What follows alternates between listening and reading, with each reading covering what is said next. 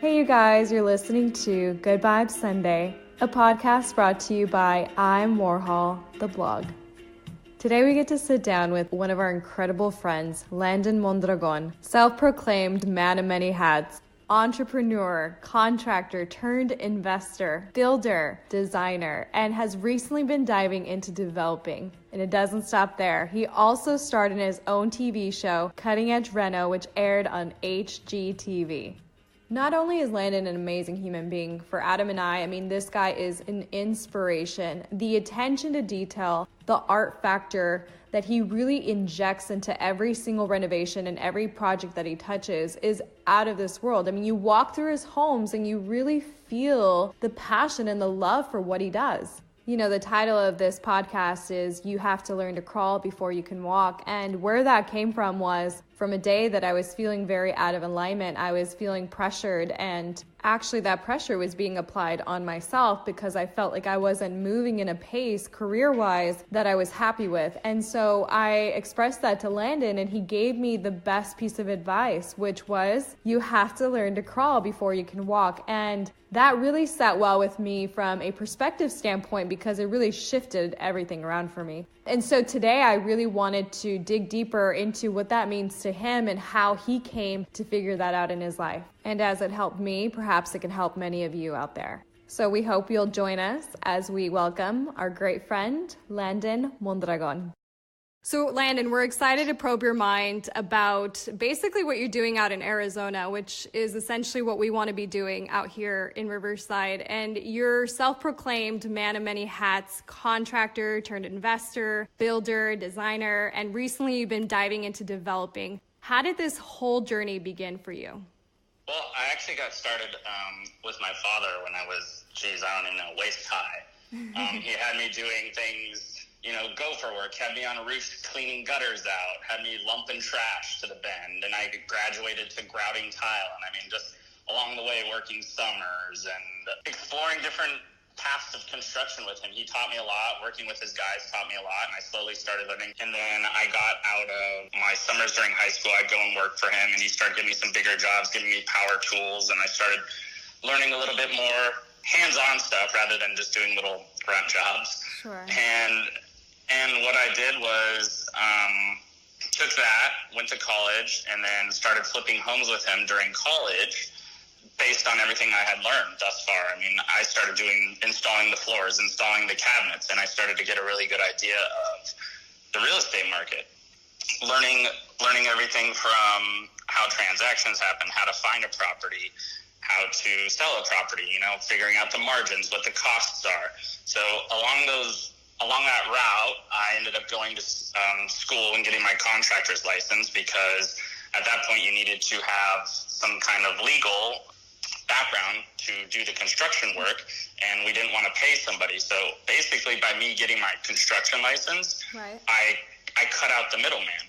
You're usually paying 25 to 30% markup to do a job, and being able to put that back into my pocket, I mean, that's a huge savings. If you're spending $100,000 on a job, sure, so cutting that out, you get $130,000. So really, you're saving $30,000. It was very beneficial to what I was doing. So I started doing little renovations on homes, kitchens, bathrooms, paint, carpet, tile. We call it the lipstick remodel. Right. The quick turnarounds, just aesthetically please people. Sure. So doing that, and then I figured out, okay, well, now I can start building. So I started doing master additions because most of the homes that were designed back in, 50s, 60s, 70s are very cookie cutter. They're very small spaces. Right. So they're, the bedrooms are 10 by 10, or the master has the smallest bathroom. So I'm thinking, okay, how do I make this more appealing to buyers? I need to give them a space because who's buying the home? Husband and wife are buying the home. Right, family. And they're the ones, family. They're spending the money. Mm-hmm. So got to give them the bang for the buck. I said, okay, I need to develop a plan here to attract those buyers. So I created new master additions with big walk-in closets, big bathrooms, laundry rooms inside the house, which here in Arizona you believe it or not, even though it's 110 in the middle of the summer, some of the laundry rooms are still outside. I'm not sure who designed this, but that person should literally be questioned, like a psychiatric evaluation, I feel like. Yeah. But we took that on, and I started building onto homes, and found that the margins in doing that was a lot better than just going in and just doing the aesthetic things on the inside, just changing cabinet color or paint colors or adding some tile. So building, I've been able to really make large margins. It's so interesting to listen to how you began and just the journey that it took to get to the point that you are today, which leads me to my next question, which is, I had a moment recently where I reached out to you because I was feeling, just like circumstances were pressing in upon us, and I felt very pressured to move at a pace that was faster than where we were at. And you gave me your advice, which was to learn to crawl before I could walk. And you said I crawled for a really long time. How did you come to figure that out? Actually, by, what do you want to say, bad luck, or it's... I would say I learned that the best way because I failed a bunch of times. Okay. When the market turned, I lost everything and had to start all over again. So now I'm doing the same thing twice. Right. So you learn a lot from your lessons of what happened. Hey, Landon, let me cut in a little second. So before you shifted with the market crash, where were you in your career before that? And then where did you have to start your career again before you had to start the restart? Right. Like how were you at the tippy top at the 2008, and are you now at the same level as you were now back then? Good question. I was basically doing kitchens and bathrooms for people, and then I started to get more heavily involved in real estate then, and that was doing some condos. I did a couple small houses, and I was over leveraged. I had too many projects. Right.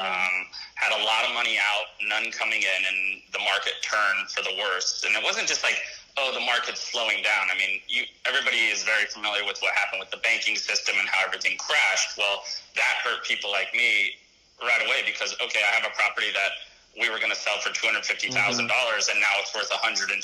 So yeah. I literally was days away from having to file bankruptcy, losing my own house. Right. I mean, literally, it was bad. So you were in a crisis. Exactly. Yeah. So I had to.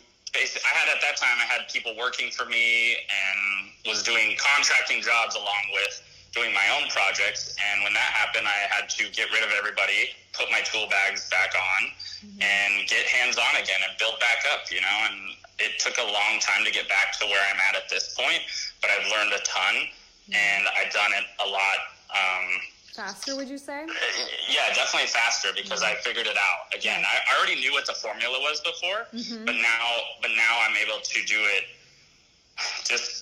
faster. Efficiently, more efficiently. Right. Well, more efficiently. It's like they say, you listen to any interview with entrepreneurs and they say, if I was to completely go broke right now, I could make my first million so much faster than it took me the first time around. Because you learn those, like you said, you're down in a crisis, and that's really the building foundation for you to really start all over again. And the second time around is so much easier because you know which way to maneuver. 100%. I mean, it's I feel that once you know how to make money, you always know how to make money. Absolutely. It's just changing the way you do it in order to profit the best from it, and use everything you learned along the way, mistakes or benefits or anything, all your opportunities, and taking it all and combining it into one thing and just going after it. Because now, I'm probably 3-4 times of what I was then, by just changing the way I do things and more grabbing onto every opportunity thrown my way and using it, because I think that's one of the things that people don't do enough of. When opportunities come their way, they don't look at it as an opportunity. They just look at it as like, oh yeah, that seems like a good idea. And really they really have to look at it and be like, wow, if I do this could open this door, and this door. And that's what I think a lot of people fail at, is not realizing what's been thrown at you or what direction you're going. I also think, but I think a lot of people are just complacent. Well, it's that, and I also say it's preparation. I always say, like, when opportunity comes knocking, if you're not prepared, I call that luck. I don't believe in luck. I believe that when opportunity presents itself, and if you're not prepared, you're unlucky, right? So you're lucky when you are prepared and opportunity comes knocking, and you take that leap in that direction. So would you say that, I mean, speaking of opportunities, I'm going to dive right into the show. Tell us about the show on HGTV, Cutting Edge Reno. I mean, how did that whole thing come to be, and really what happened? Instagram. I have to say that over and over again, because social media, for everybody that's listening, it's free, and all it is it's your time. Put in the effort, like, go after it. I had been given such a huge opportunity. People found me by me using hashtags and tagging different sites, and that particular one was HGTV. I had an executive from HGTV that found my work through my Instagram, and she had literally told me, she said, I just want to let you know, when I finally got to meet her, I just want to let you know, I have been following you for 6 months and stalking you. And I was like, whoa, I was like, what kind of stalking though? I was like, are we through the windows, or are you talking just on my page? Just as a joke. Yeah. So we had a good laugh about that. But, she just told me everything, how they found me, and I was blown away. I was like, wow, this is a huge opportunity. But before that all happened, what a lot of people don't know was I was approached by multiple production companies asking the same thing, and the first two just seemed as shady as can be. Right. They just, they were asking for money and all these things. So it put a bad taste in my mouth right away. I said, I don't trust this. So the third one came around, and it got serious to where, okay, let's do a Skype interview. Right. So we get set up for Skype. Everything's ready to go. And all of a sudden, my Skype doesn't work when I'm supposed to have this interview with this lady. And I said, oh, my gosh. Of course, right? And I build homes. I don't work on the computer per se. I can build you whatever you want. But the computer thing, I'm like, I know how to use it. But so I'm sitting there, and I get her on the phone. I say, hey, I just can't make this happen. It says I need to update this and do this and this. So a few days go by, I can't get it working still. I'm like, I got to take my computer to go get it fixed. So, long story short, I just said, you know what?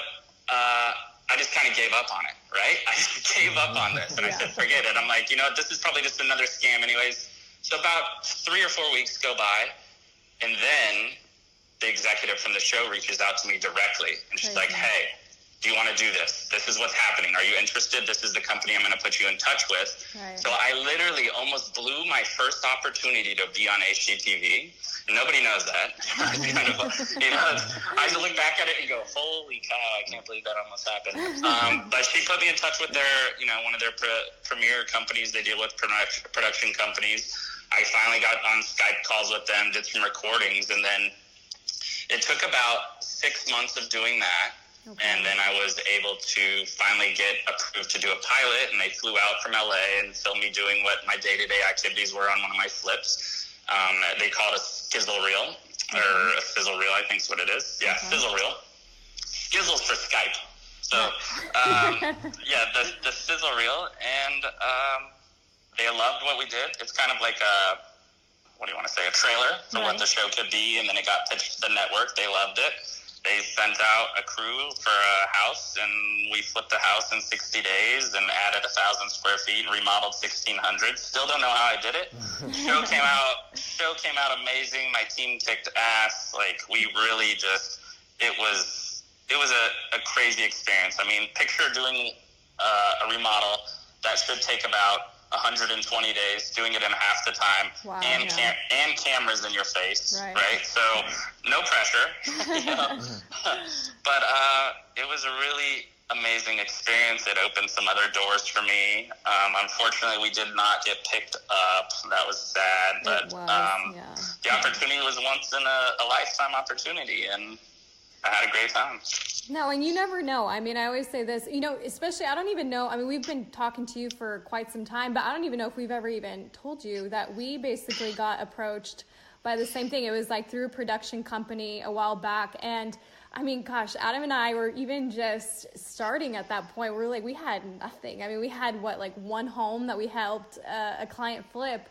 And I felt like at that time when Fixer Upper had finished, these production companies were just out there searching for the next best thing, you know, and they were knocking. I mean, I have a few designer friends that I follow on Instagram, and everybody was like, hey, you know, I just got approached by this production company. And we're like, oh, me too, you know, and like you said, a lot of them were sketch, but it was awesome watching you on TV and actually make it past that first, what is it, sizzle reel or yeah. Exactly. It took 2 years from when I first started talking to them for my show to be put on actual TV. That's 2 crazy. years. 2 years. That's 2 years is waiting. So, you know, you get in that zone of like, oh, it's not going to happen, you know, and finally you just go, you know what, I'm just going to keep doing what I do. Right. And if it does happen or whatever, you're just going to keep marching on, you know. You don't want to sit there and dwell on like, oh, is this going to happen? I did this, you know. How did you end up finding that house for them, for the HGTV show? Did you just have to go through and like pick a house real fast? Or, like, how did that work?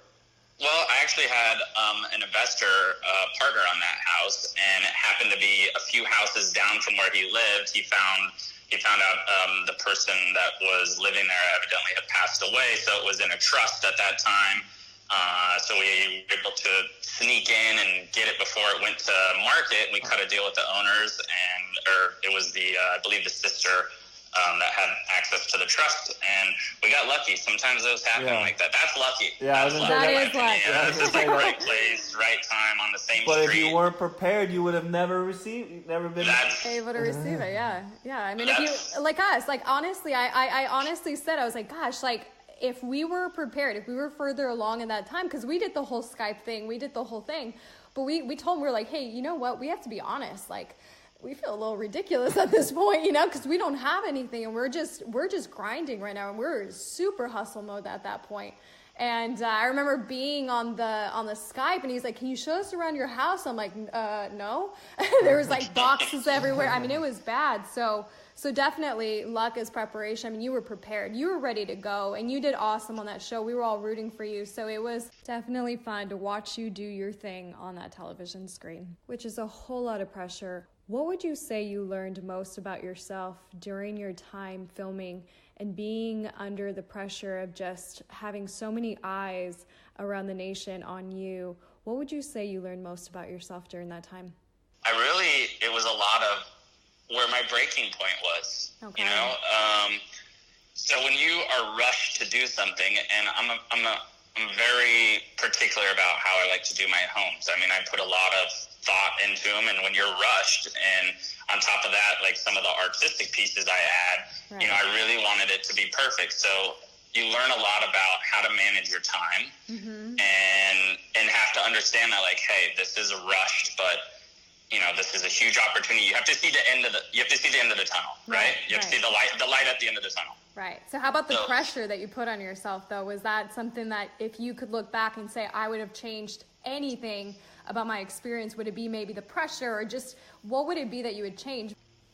Absolutely. I mean, I think one of the things I would have changed, because I was more or less just trying to, you know, do everything they asked of me. And instead I should have just said, listen, this project's too big to film in the timeline that you gave me. Right. Because they gave me, really it was like 55 days. And I had to negotiate an extra 5 days for me. And it was like a big ordeal. They're like, oh, it's going to cost us a lot of money to change all these things. And I just said, you guys have no idea what you're asking me to do in this amount of time, you know? So really, I wish I could ask for another month, because I just felt like it put me through the ringer. A lot of my crew, like, I mean, we had guys, at some point there was like 20, what I count one day, 22 people there working. And I mean, that's a ton of people between outside and inside. Trades on trades. Yeah. And exactly. And that just goes to show, you know, just even shows that we watch on TV. I mean, they really make it seem like it's so simple that anybody can do this. But in reality, I mean, there's so much that goes into it, but right? It's the quality. It is the quality, yeah.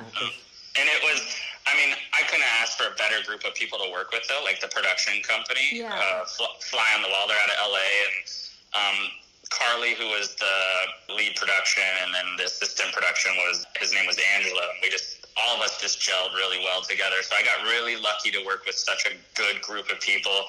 And then the head of production, who I was on the phone with like weekly, discussing about what, you know, we're doing. It was amazing. I mean, his name was Patrick, and I just got put in a really friendly environment, and that helped. Communication was really good, just telling them, hey, this is what's happening, and they were telling me, this is what needs to happen, this is great. So communication was a big thing, and I think we did well. If you could pick one piece of advice to give someone who not only is starting something that is along construction and what you do, but just in general, if someone is starting a new venture or just a new entrepreneurial path, what would your one piece of advice be based on the lessons that you have learned during your career? First thing that comes to mind, is team. You need to build your team. You have to have your infrastructure before you can start to build. Okay. You need to have, if you're not a contractor and you don't have knowledge of doing construction, you need to find somebody you trust. Right. Because without that person, you're lost. You have no guidance at all. So you need to find a good team. That could be in a good architect. If you're not a designer, you need to find a good designer. You need to find somebody that's really going to help you be able to sell your product, because it's one thing doing a house, but if it just sits because you didn't spend a little bit of extra money designing it, well, guess what? Now you got to go in and change some things or rip things out. So you end up costing yourself money. So being prepared in terms of just having the right people around you is really important, because you can't do it on your own. I have been very fortunate to be able to do a lot of the design and the building on my own, but I'm not a one-man show. I have multiple people that help me develop each project and think things through and, bounce questions off people. I do not sit here and take all the credit for what I do. Mm-hmm. So that's probably the number one thing I would say. I would like to say, though, but your developments, your builds are different from most. Absolutely. So when you say architects, designers, listeners, when you see Landon's houses, they're different from any other flip that's out there. They're honestly houses. They're custom homes that look like they've been built. They're not flips. They're not your standard flip. And it's taken time to get to that point. I would say even for us, I know that when Adam and I started, even just we would sit there and bounce ideas. So I love that you brought up a team, because even for anybody that's maybe not, a contractor or not going into the whole home industry, but just somebody who's even starting their own business, it's so amazingly important to have a partner, to have somebody to really bounce those ideas off of. Sometimes it's that mentor. Marketing, that mentor. Yeah, mentor, even books. I always say just anybody that you could really bounce those ideas, because when we first started, I know that you were like my crutch. We would just really hang on to each other. So absolutely, that's really good advice. Yeah, I think that's just, you just have to have the right people around you. And once you guys kind of get in a rhythm of how each person, what roles each person takes on, that's the other thing I would point out, is just being clear with everybody. The communication is very important.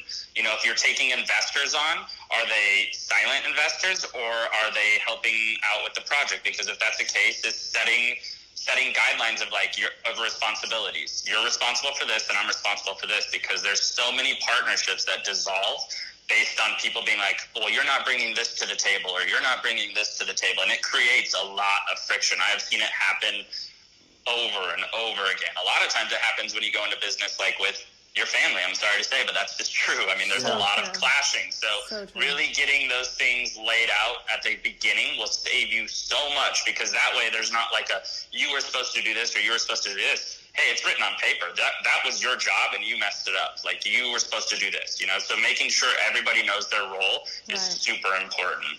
What about because this is another thing that I've noticed, is that a lot of people that start a business aren't clear on a vision. So for example, people that just kind of don't know exactly what their calling is, so they just start doing all different things and they have no set direction. What would your advice be to get that process started, to say, okay, this is the direction I want to go in and these are the steps that I need to take? Really, it's what you want to do. If you want to sell homes or if you want to design, you need to figure out, how do you become a designer or how do you become a realtor? Figuring out a business plan in a way. Creating your own personal business plan of, okay, this is I almost start with the end, like the goal, and work backwards. I think that's part, like, maybe find that person that you want to be. Right. And then what can I do to be Landon Mondragon? That's so good. No, that's so good. Absolutely.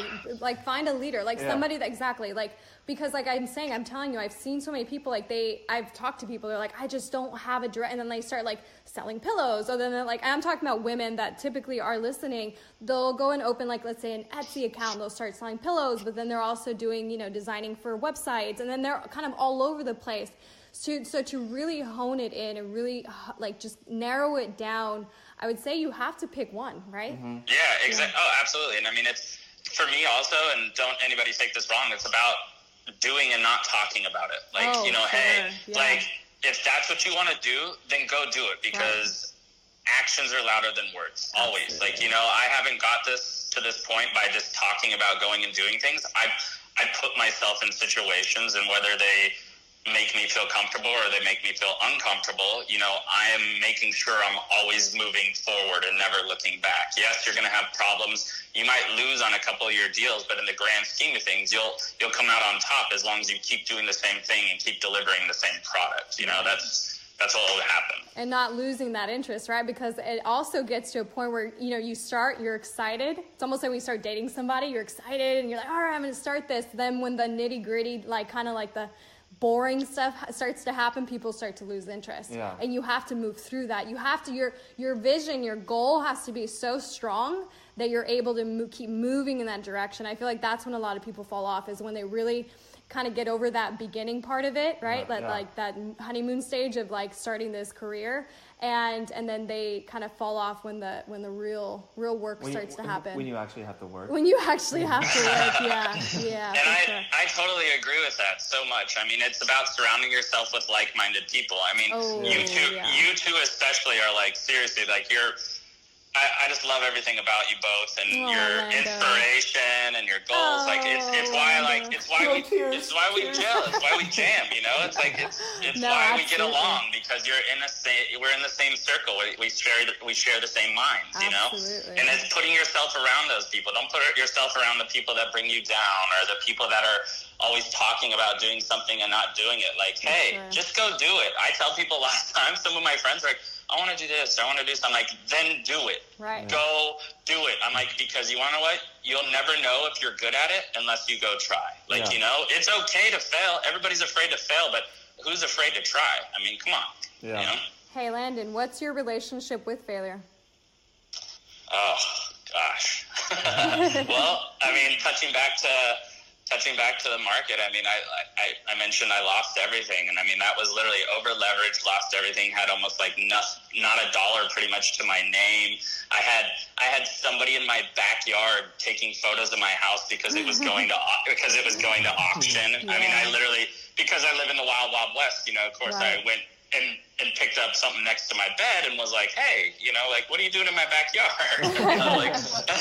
They kind of left quickly, and I just didn't know what was happening until I realized. I was like, oh, they were here scouting the property to sell to, investors down at the auction block. So that was, luckily I got out of that. I was able to fix all those things, but I have run into failure that time, and it really changes you. It humbles you in a way. I feel like I'm a pretty humble person anyways, but that really is when you have a lot and then you have nothing.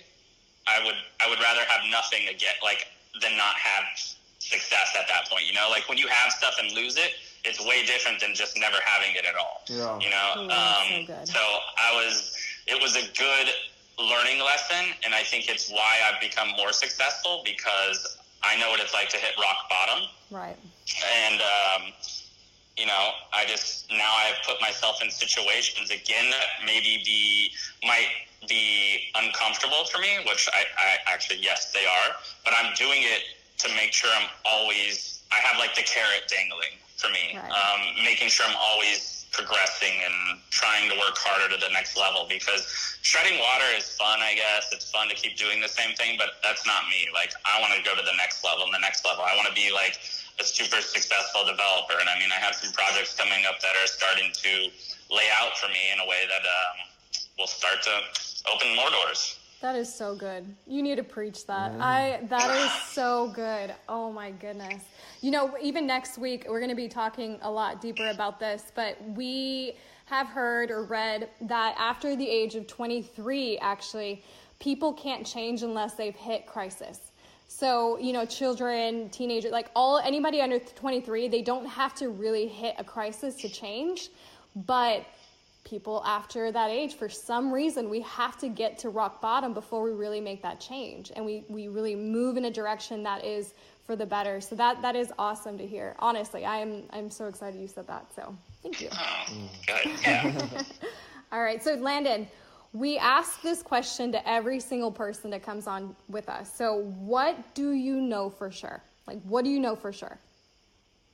What do I know for sure about just anything? Anything and everything. What do you know for sure? This is a hard one, and that's why we love to ask this, because I feel like it kind of stumps people, but in the end, it's one of the best answers we always get. So, what do I know? I know that I will always be successful in what I do because I'm not afraid to try, and I'm one of the hardest MFing working people there is. You can say it. Fucking working people. You can say it. I don't know. You know, hey, just trying to keep it PG over here, okay? Dang. But that's really what it boils down to. Is I know I'll be successful because I know the formula. It's not a math equation. It's a mental equation. Right. It's if something bad happens, you just fix it and you just keep going. Like if you sit and if you stay in the past, well, you can't move forward. You can't progress. You know, like that's what you have to do. And I mean, I've gotten those. I'm not saying I haven't been there before and like sit there and dwell on things and be like, oh man, this is so hard. And what am I gonna do? You know, I've gone through that, but I've learned like I'm wasting so much time and energy in this. How do I fix it? I'm gonna fix this, and then you just keep going. I mean, everything can be fixed. Literally, everything can be fixed. I mean, I think in the real estate business, you're professional problem solvers, and that's what we are. Yep. Absolutely. Yep. Oh my God. But it's like it plays throughout your whole entire life. So yeah. I mean, you know, everything. All of this applies to life in general. All of these principles. I mean, I don't care if you're dealing with a breakup. I don't care if you're dealing with negotiating with your kid about that candy he can't eat, you know? It really does apply to everything in life. And I always tell Adam, I'm like, if we could figure this out, we have it all. Like literally, we can have anything in this whole life. So that is honestly relishing in what you just said. I didn't even expect all. I mean, that was so good, Landon. Thank you. Oh, you're a bet. And I just wanted to say one other thing is just, it's okay to be afraid. Like, okay, getting into stuff, especially financial situations, it's okay to be afraid. If you weren't afraid, something's probably wrong with you. Right. You know, you're too comfortable. You should be putting yourself into a spot that makes you a little afraid because it creates growth and teaches you a lot. So go out there, just have a lot of knowledge. Like when you're doing, if you're going to get into real estate, find great realtors, you know, like yourself, you know, and really have exactly. That was my plug for you guys. Please call 949. And now you can call. At the bottom of this podcast, please call this number. Yeah, exactly. But you know, sure to give us a real review. I really wish I had your number. If you're out in the Arizona area, please call this number. Yeah. No, but speaking of which, Landon, where could everybody find you? On social media? Yeah, so my social media is Landon Mondragon. It's LANDON, Say it the right way. Dragon. Okay. Mondragon. All right, let's give him the real one. All right, you can find me at Landon Mondragon. That's LANDON, Dragon. That's the easiest way to say it. So awesome. You can find me there. That's basically it. I'm not really a Facebooker, so that's the social media platform I use. You can see all my work on there.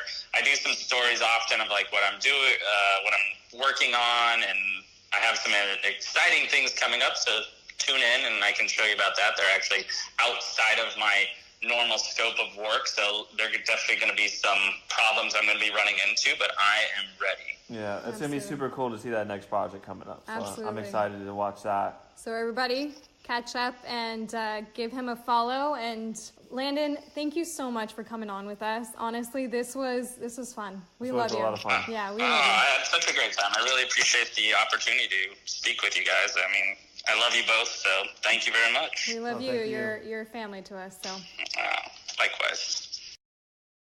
Thank you for tuning in, Good Vibers. And be sure to subscribe to Good Vibes Sunday by downloading the podcast app found at the App Store. Catch you all next week. Have a happy Sunday.